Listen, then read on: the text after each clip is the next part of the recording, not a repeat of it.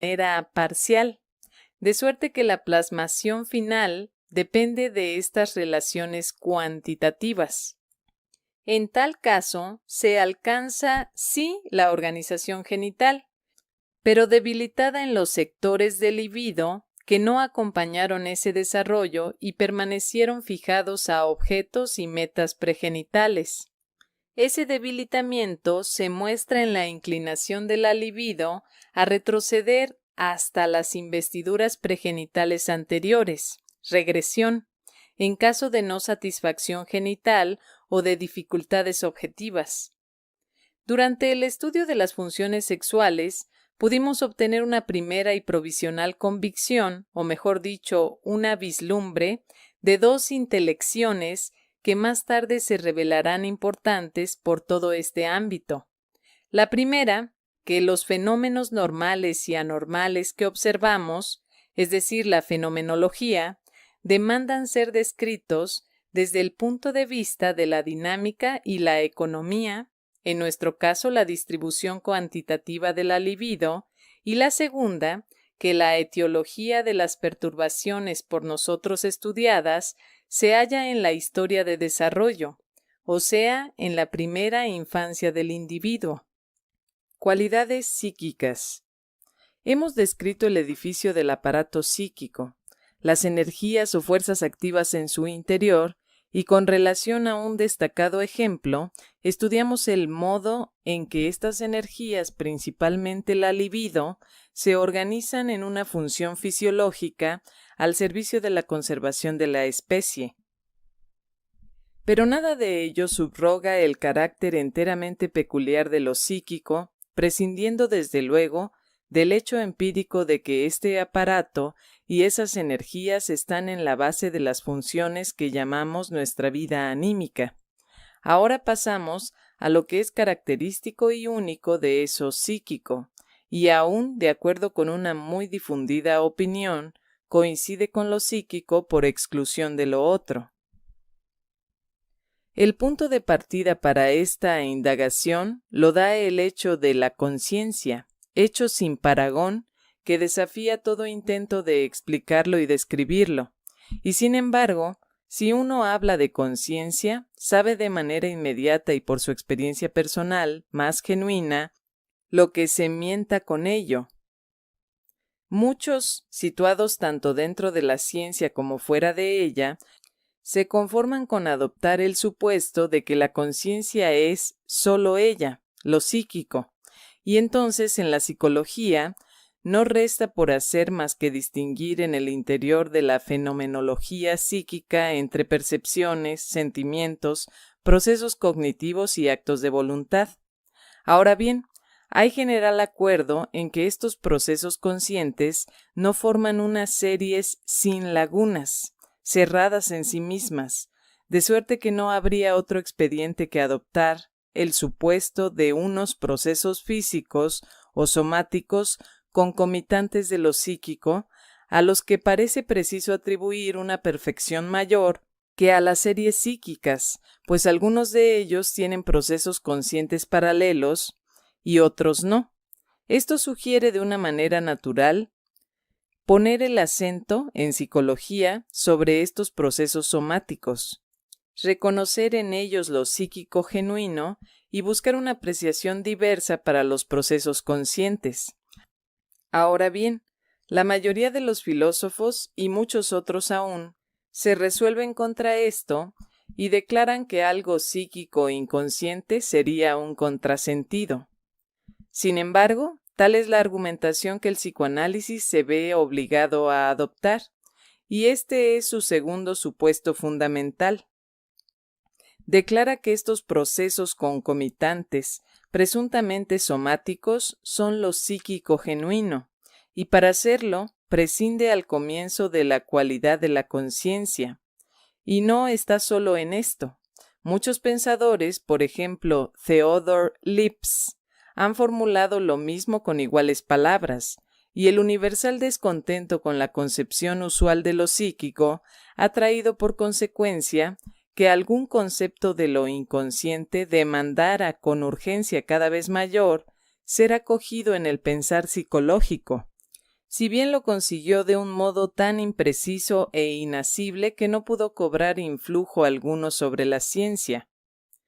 No obstante que en esta diferencia entre el psicoanálisis y la filosofía pareciera tratarse solo de un desdeñable problema de definición sobre si el nombre de psíquico ha de darse a esto o a esto otro, en realidad ese paso ha cobrado una significatividad enorme.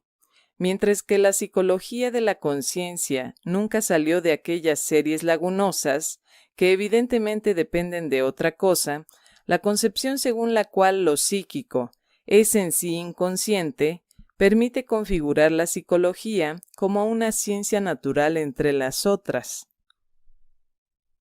Los procesos de que se ocupa son en sí tan indiscernibles como los de otras ciencias, químicas o físicas, pero es posible establecer las leyes a que obedecen, perseguir sus vínculos recíprocos y sus relaciones de dependencia sin dejar lagunas por largos trechos, o sea, lo que se designa como entendimiento del ámbito de fenómenos naturales en cuestión. Para ello no puede prescindir de nuevos supuestos ni de la creación de conceptos nuevos, pero a estos no se los ha de menospreciar como testimonios de nuestra perplejidad, sino que ha de estimárselos como enriquecimientos de la ciencia. Poseen títulos para que se les otorgue, en calidad de aproximaciones, el mismo valor que a las correspondientes construcciones intelectuales auxiliares de otras ciencias naturales, y esperan ser modificados, rectificados y recibir una definición más fina mediante una experiencia acumulada y tamizada.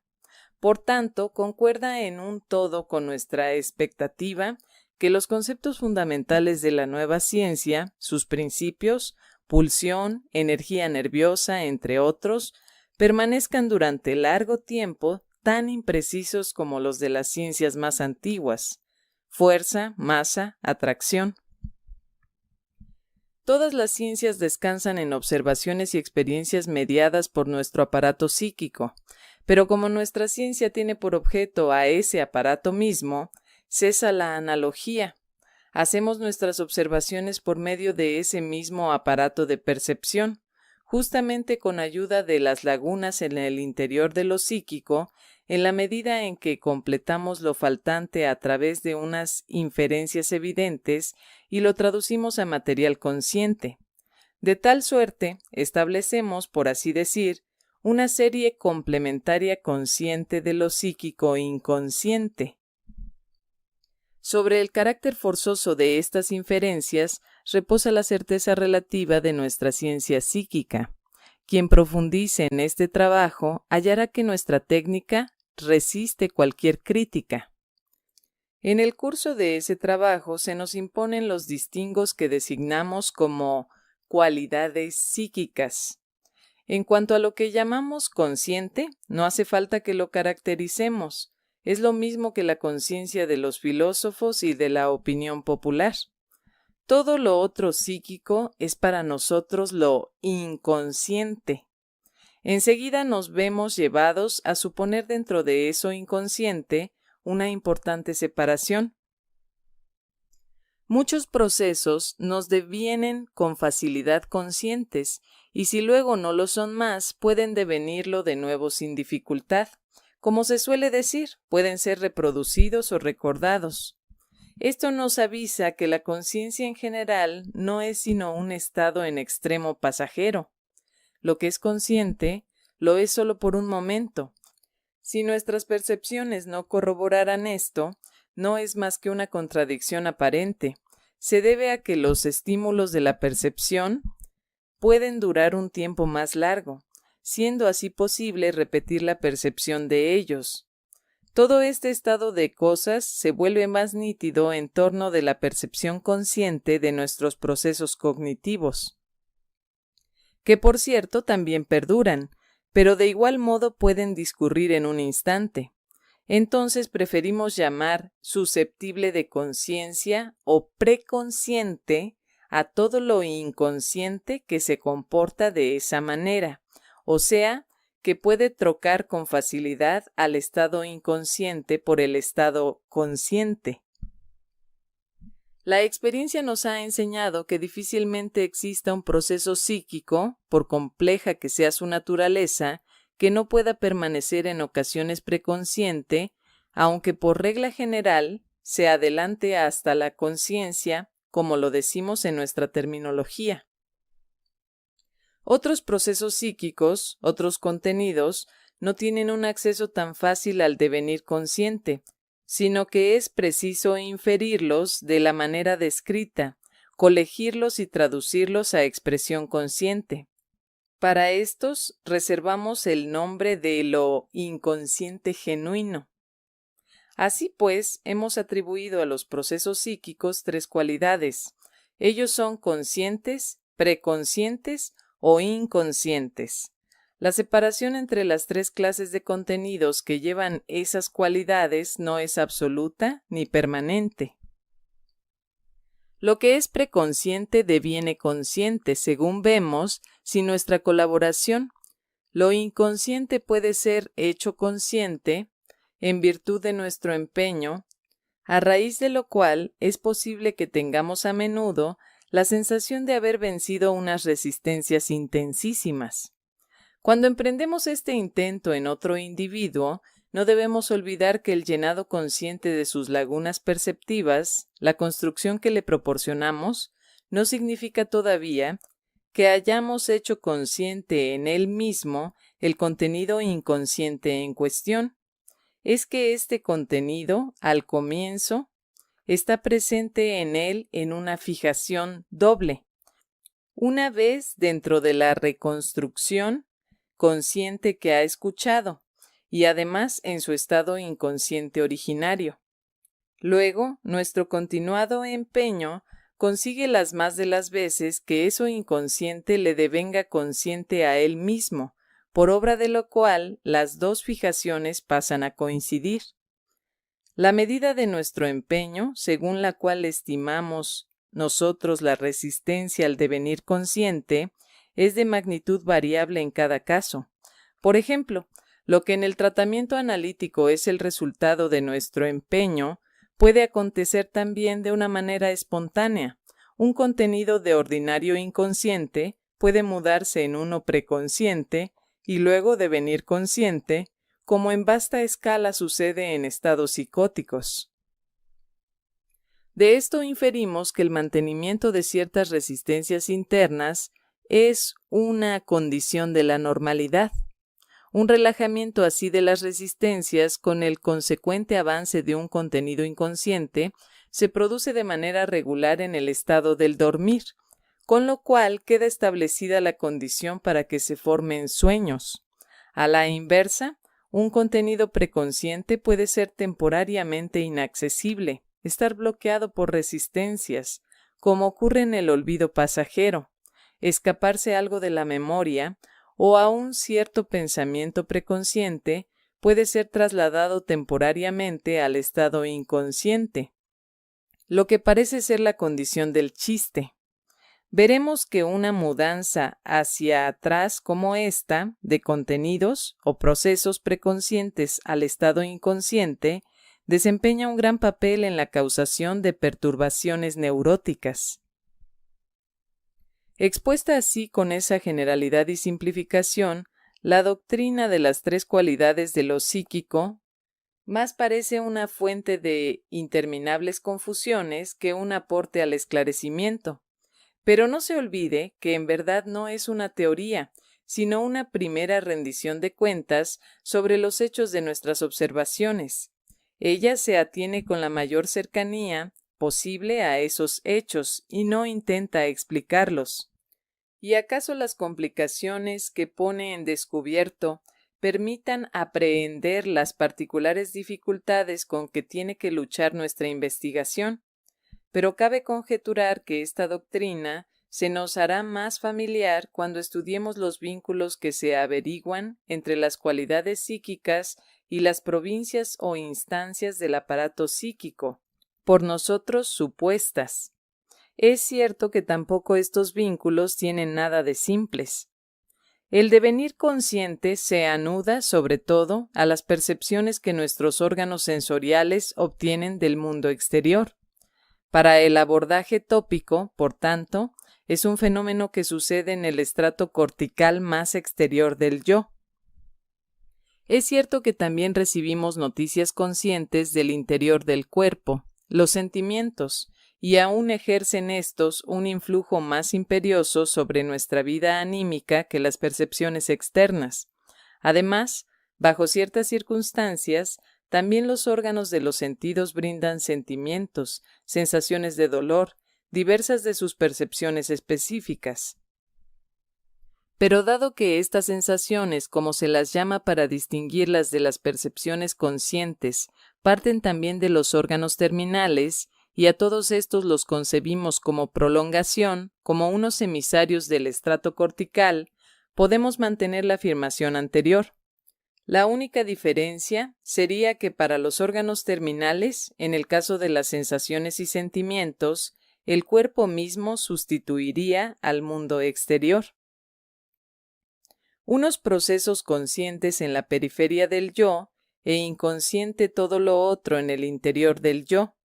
Ese sería el más simple estado de cosas que deberíamos adoptar como supuesto. ¿Acaso sea la relación que efectivamente exista entre los animales? En el hombre se agrega una complicación, en virtud de la cual también procesos interiores del yo pueden adquirir la cualidad de la conciencia. Esto es obra de la función del lenguaje, que conecta con firmeza los contenidos del yo con restos mnémicos de las percepciones visuales, pero en particular de las acústicas. A partir de ahí, la periferia percipiente del estrato cortical puede ser excitada desde adentro en un ratio mucho mayor. Pueden devenir conscientes procesos internos, así como de cursos de representación y procesos cognitivos. Y es menester un dispositivo particular que diferencie entre ambas posibilidades, el llamado examen de la realidad, la equiparación, percepción realidad objetiva, mundo exterior, se ha vuelto cuestionable. Errores que ahora se producen con facilidad y de manera regular en el sueño, reciben el nombre de alucinaciones. El interior del yo, que abarca sobre todo los procesos cognitivos, tiene la cualidad de lo preconsciente. Esta cualidad es característica del yo, le corresponde solo a él. Sin embargo, no sería correcto hacer de la conexión con los restos mnémicos del lenguaje la condición del estado preconsciente. Antes bien, este es independiente de aquella, aunque la presencia de esa conexión permite inferir con certeza la naturaleza preconsciente del proceso. No obstante, el estado preconsciente, singularizado por una parte en virtud de su acceso a la conciencia y por la otra, merced a su enlace con los restos del lenguaje, es algo particular, cuya naturaleza estos dos caracteres no agotan. La prueba de ello es que grandes sectores del yo, sobre todo del superyo, al cual no se le puede cuestionar el carácter de lo preconsciente, las más de las veces permanecen inconscientes en el sentido fenomenológico. No sabemos por qué es preciso que sea así. Más adelante intentaremos abordar el tema de averiguar la efectiva naturaleza de lo preconsciente. Lo inconsciente es la cualidad que gobierna de manera exclusiva en el interior del ello. Ello e inconsciente se copertenecen de manera tan íntima como yo y preconsciente, y aún la relación es en el primer caso más excluyente aún. Una visión retrospectiva sobre la historia del desarrollo de la persona y su aparato psíquico nos permite comprobar un sustantivo distingo en el interior del ello. Sin duda que en el origen todo era ello. El yo se ha desarrollado por el continuado influjo del mundo exterior sobre el ello. Durante ese largo desarrollo, ciertos contenidos del ello se mudaron al estado preconsciente y así fueron recogidos en el yo. Otros permanecieron inmutados dentro del ello como su núcleo, de difícil acceso.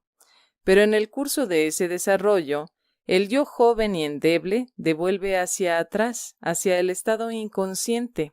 Ciertos contenidos que ya había acogido los abandona, y frente a muchas impresiones nuevas que habría podido recoger, se comporta de igual modo, de suerte que éstas, rechazadas, solo podrían dejar como secuela una huella en el ello.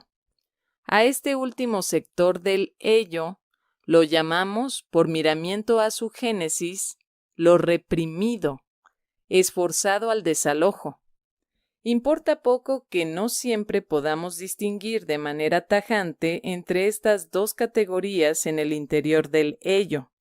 Coinciden aproximadamente con la separación entre lo congénito ordinario y lo adquirido en el curso del desarrollo yoico.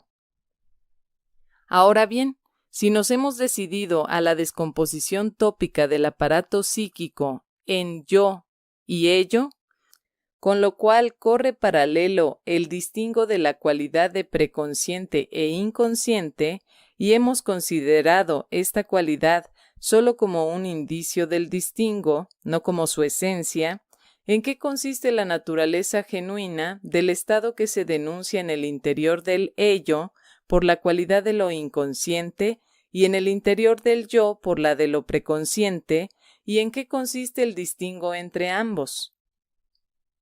Pues bien, sobre eso nada sabemos, y desde el trasfondo de esta ignorancia, envuelto en profundas tinieblas, nuestras escasas intelecciones se recortan harto mezquinas. Nos hemos aproximado aquí al secreto de lo psíquico, en verdad todavía no revelado. Suponemos, según estamos habituados a hacerlo por otras ciencias naturales, que en la vida anímica actúa una clase de energía, pero nos falta cualquier asidero para acercarnos a su conocimiento por analogía con otras formas de energía. Creemos discernir que la energía nerviosa o psíquica se presenta en dos formas, una livianamente móvil y una más bien ligada. Hablamos de investiduras y sobreinvestiduras de los contenidos, y aún aventuramos la conjetura de que una sobreinvestidura establece una suerte de síntesis de diversos procesos, en virtud de la cual la energía libre es traspuesta en energía ligada. Si bien no hemos avanzado más allá de ese punto, sostenemos la opinión de que el distingo entre estado inconsciente y preconsciente se sitúa en constelaciones dinámicas de esa índole, lo cual permitiría entender que uno de ellos pueda ser transportado al otro de manera espontánea o mediante nuestra colaboración. Tras todas estas incertidumbres, se asienta, empero, un hecho nuevo cuyo descubrimiento debemos a la investigación psicoanalítica. Hemos averiguado que los procesos de lo inconsciente o del ello obedecen a leyes diversas que los producidos en el interior del yo preconsciente. A esas leyes en su totalidad las llamamos proceso primario, por oposición al proceso secundario que regula los decursos en lo preconsciente, en el yo. De este modo, pues, el estudio de las cualidades psíquicas no se habría revelado infecundo a la postre. Un ejemplo, la interpretación de los sueños. La indagación de estados normales, estables, en los que las fronteras del yo respecto del ello están aseguradas mediante resistencias, contrainvestiduras, en los que esas fronteras no se han movido y el superyo no se distingue del yo, pues ambos trabajan de consuno, una indagación así, decimos, nos aportaría escaso esclarecimiento.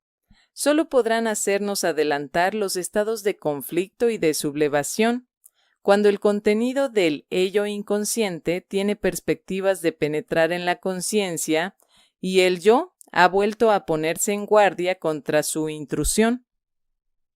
Solo bajo estas condiciones podemos hacer las observaciones que confirmen o rectifiquen nuestras noticias sobre ambos copartícipes. Ahora bien, un estado así es el dormir nocturno, y por eso mismo la actividad psíquica en el dormir, que percibimos como sueño, es nuestro objeto de estudio más propicio. Además, de ese modo evitamos el reproche, oído con tanta frecuencia, de que nosotros construiríamos la vida anímica normal siguiendo los hallazgos de la patología. En efecto, el sueño es un suceso regular en la vida de los seres humanos normales, aun cuando sus caracteres se puedan distinguir de las producciones de nuestra vida de vigilia. El sueño, como es de todos consabido, puede ser confuso, ininteligible, sin sentido alguno. Llegado el caso, sus indicaciones contradicen todo nuestro saber de la realidad, y nos comportamos como unos enfermos mentales, pues mientras soñamos, atribuimos a los contenidos del sueño una realidad objetiva. Echamos a andar por el camino hacia el entendimiento, interpretación del sueño, si suponemos que aquello por nosotros recordado como sueño tras el despertar no es el proceso onírico efectivo y real, sino solo una fachada tras la cual el sueño se oculta. Es nuestro distingo entre un contenido manifiesto del sueño y los pensamientos oníricos latentes, y llamamos trabajo del sueño al proceso que de los segundos hace surgir el primero.